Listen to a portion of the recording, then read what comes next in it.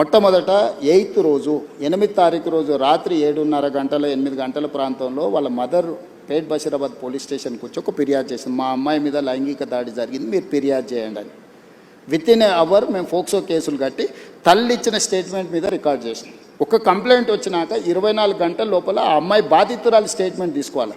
ఇక్కడ ఆ అమ్మాయి మైనర్ అనేది ఎవరు ప్రూవ్ చేయాలా? ఇమ్మీడియట్గా అమ్మాయితోనే వెళ్ళి స్టేట్మెంట్ తీసుకొని సెక్షన్స్ ఆల్టర్స్ చేసినాం.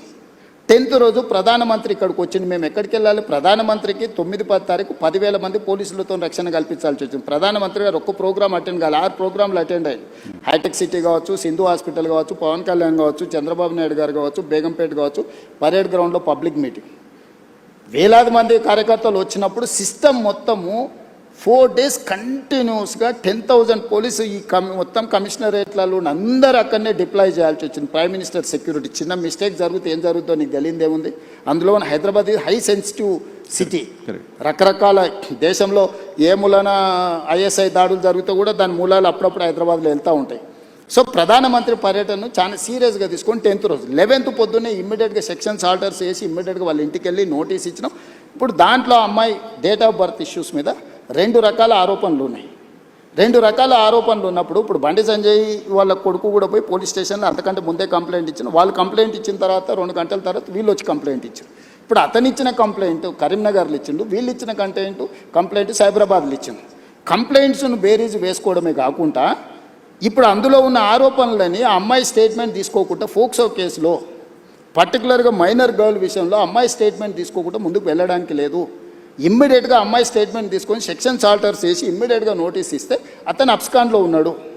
సో ఈరోజు మేము చేస్తున్న దాంట్లో చట్టబద్ధంగా ఒకవేళ అడావిడికి వెళ్ళి మేము ఇంటి మీద పడి 1,000 మంది పోలీసులను పంపిస్తే మీరేమంటారు? రాజకీయ వివక్ష. ప్రధానమంత్రి సభ విజయవంతమైనందుకు రేవంత్ రెడ్డి గారు భారతీయ జనతా పార్టీకి భయపడిపోయి బండి సంజయ్ మీద పోలీసులతో దాడులు చేయించడానికి మళ్ళీ మీరే మాట్లాడేటోళ్ళు. సో ఇప్పుడు ఎవరికి మా ప్రభుత్వంలో నేను మీకు చెప్తున్నా, అది సినిమా స్టార్లు అయినా సరే, ప్రజాప్రతినిధులైనా సరే, వాళ్ళ పిల్లలైనా సరే, ఎవ్వరికి మినహాయింపు లేదు. మీరు నన్ను చూసిండ్రు.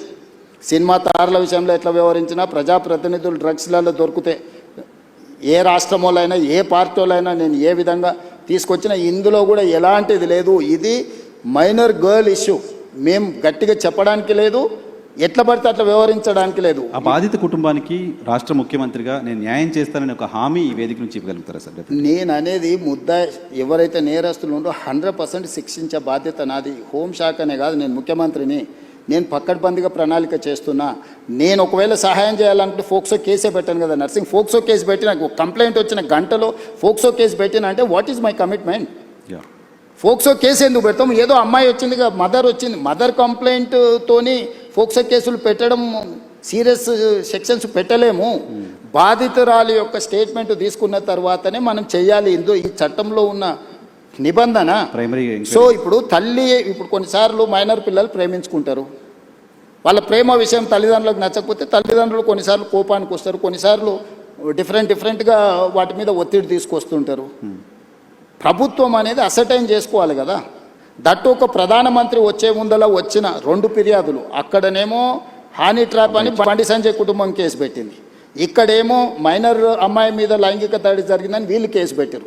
రెండింటిని పరిశీలించడానికి పోలీసులకు కనీసం 24 గంటలని పడితే వాళ్ళు ఇచ్చింది రాత్రిపూట. ఒక ఆయన 8వ తారీఖు 5 గంటలకు ఇస్తే ఇంకొకరు 8వ తారీఖు 9 గంటలకు ఇచ్చారు. 9వ తారీఖు నాడు ఎంబడే మేము రంగంలో దిగి పోలీసులు మొత్తం తీసుకొని మొత్తం స్టేట్మెంట్స్ రికార్డ్ చేసి సెక్షన్స్ ఆల్టర్ చేసిన 9వ తారీఖు. 10వ తారీఖు నాడు ప్రధానమంత్రి మొత్తం నేను పర్యటనలో ఉన్న మొత్తం వ్యవస్థ ఉంది.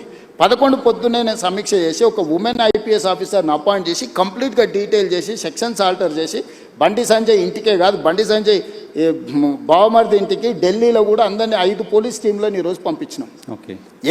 ఎక్కడన్నా ప్రభుత్వం కేసుని ఏమైనా డైల్యూట్ చేసిందా?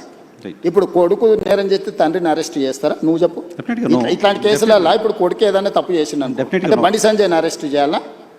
ఏం కోరుకుంటుండ్రు? ఇప్పుడు బండి సంజయ్కి బీఆర్ఎస్ వాళ్ళకు పొసగలేదా, పొసిగిందా, ఎక్కడైనా తేడా వచ్చిందా, ఇవన్నీ నేను చెప్పలేను.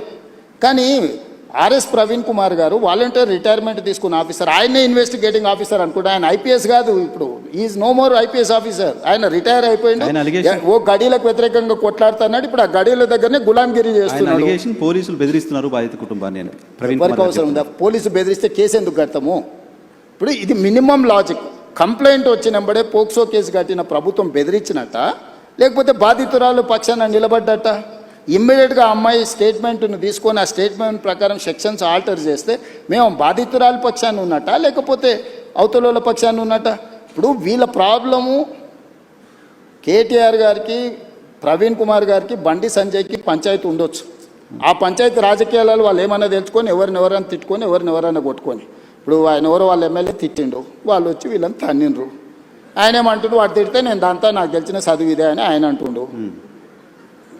నేనేమంటున్నా, ఎవరు ఫిర్యాదు చేసినా కూడా దానికి క్షుణ్ణంగా పరిశీలించి కేసులు కట్టి చట్ట ప్రకారం శిక్షిస్తా అంటున్నా. ఇన్ని రోజులు బీఆర్ఎస్ వాళ్ళు ఏమన్నారు, మన బీజేపీ వాళ్ళు ఏమన్నారు, రేవంత్ రెడ్డి కేటీఆర్ను కేసీఆర్ను జైల్లో పెడతలేడు, వీళ్ళిద్దరు కుమ్ముక్కైనరు అన్నారు. ఇప్పుడు బీఆర్ఎస్ వాళ్ళు ఏమంటున్నారు, రేవంత్ రెడ్డి బీజేపీ వాళ్ళు కుమ్ముక్కైనరు, బండి సంజయ్ని జైల్లో పెడతలేడు. కాపాడుతున్నారు మీరే అనే విమర్శ. ఇప్పుడు కేటీఆర్కి సంబంధించిన కేసులు ఉంటే పద్ధతి ప్రకారం విచారణ ఛార్జ్ షీట్లు క్లెయిమ్ చేసినాం. ఏసీబీ ఇప్పుడు నోటీస్ ఇచ్చింది కదా. నేను ఎవరి పట్ల, బీఆర్ఎస్ అయినా, బీజేపీ అయినా, ఎంఐఎం అయినా, ఇంకో రాజకీయ పార్టీ ఏదైనా, నా పార్టీలో ఉన్న వాళ్ళనైనా చట్ట ప్రకారం విచారణ చేసి, ఇది పిల్లల భవిష్యత్తుకు సంబంధించింది. వైఎన్ఆర్, నేను క్లియర్గా ఇంపార్టెంట్ ఇష్యూ సార్. ఇది పిల్లలకు భవిష్యత్తుకు సంబంధించింది. ఏ చిన్న మిస్టేక్ విచారణలో ప్రభుత్వం చేసినా ఆ పిల్లల జీవితాలు పూర్తిగా దెబ్బతింటాయి. అది అమ్మాయి కావచ్చు, అబ్బాయి కావచ్చు. ఇప్పుడు ఆ అమ్మాయికి సంబంధించి 2 డేట్ ఆఫ్ బర్త్లు, 2 సర్టిఫికెట్లు ఉన్నాయని వాళ్ళకు ఫిర్యాదు చేశారు. నేను అసర్టైన్ చేసుకోవాలి కదా. ఇప్పుడు ఆ స్కూల్కి వెళ్ళాలన్నా, 10th క్లాస్ సర్టిఫికేట్ తీసుకోవాలన్నా, ఆ అమ్మాయి ఏ హాస్పిటల్లో జన్మించిందో హాస్పిటల్ నుంచి బర్త్ సర్టిఫికేట్ తీసుకోవాలన్నా, ఆ అమ్మాయికి సంబంధించిన ఆధార్ కార్డు తీసుకోవాలన్నా, ఈ 3 రకాల సర్టిఫికెట్లు సేకరించాలంటే పోలీసుల కనీసం 24 గంటలు పట్టదా?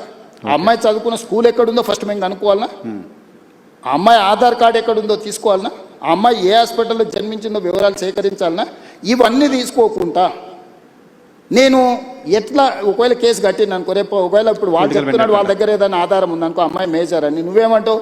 బండి సంజయ్ మీద పడక వాళ్ళ పిల్లగాని మీద రేవంత్ రెడ్డి రాజకీయంగా ఎదుర్కోలేక పిల్లగాన్ని అడ్డం పెట్టుకొని రాజకీయాలు చేస్తుండు. ఇప్పుడు ఒక రోజు లేట్ కావచ్చు ఆధారాలు సేకరించడం, శిక్ష నుంచి ఎవరు తప్పించుకోలేరు. ఆలస్యం అవుతుంది తప్ప ఆలస్యం కూడా వివరాలు సేకరించడానికి ఇది ఆలస్యం అని కూడా నేను అనట్లేదు. మేము ఇమ్మీడియట్గా నోటీస్ ఇచ్చినాం, ఇంటికి గోడ కతికిచ్చినాం, పోలీస్ టీంలను పంపించినాం, ఢిల్లీకి పంపించినాం. మేము అన్ని రకాల ప్రయత్నాలు చేస్తున్నాం. మేము హార్ష్గా బిహేవ్ చేయలేము.